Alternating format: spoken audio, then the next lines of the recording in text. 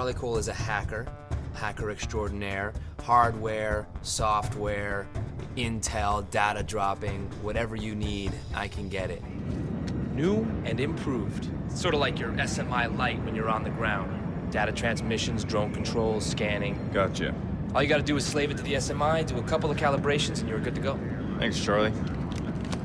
He's the most inexperienced when it comes to high stakes, life or death situations. It's a steep learning curve being on this plane with Briggs and Grimm and, of course, Sam Fisher. Who is Andre Coben? Andre Coben pretended to kill my daughter to give someone leverage over me. Whoa. How is he even still alive? Good question.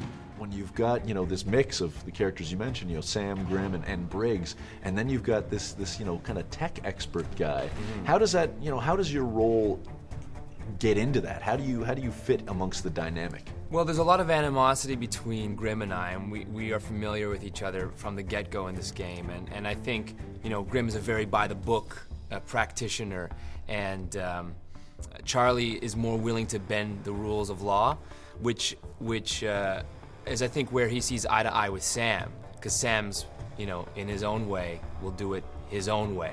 And it's good. From the beginning, Sam's on Charlie's team. As much as there's a lot of jokes at his expense, and he's sort of the run to the litter on the team, he's invaluable. Charlie, rustle us up some transport, would you? Something that blends, panel van. You got it. So talk to me a little bit about the experience of doing something like this. I mean, you're in a video game, but this is obviously very cinematic. Talk to me about how performance capture is working for you.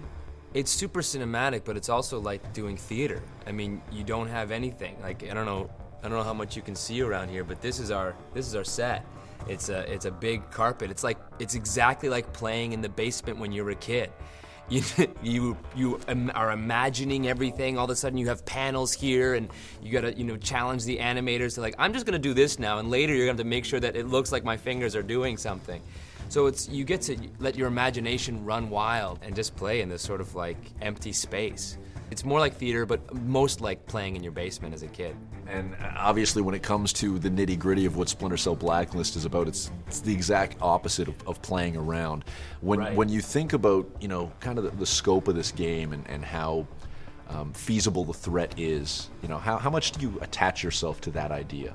Again, not getting into details, but people are dying, and especially for my character who's not used to that, I find I can identify with that. You're around all these people going, oh yeah, someone else has just been killed, all right, we need to move on, we need to do this tactical operation needs to happen, and it's like, whoa, hang on a second, someone's just died, and you kind of want to, take a moment and sort of process that, but there isn't. It's that's part and parcel of these sort of situations.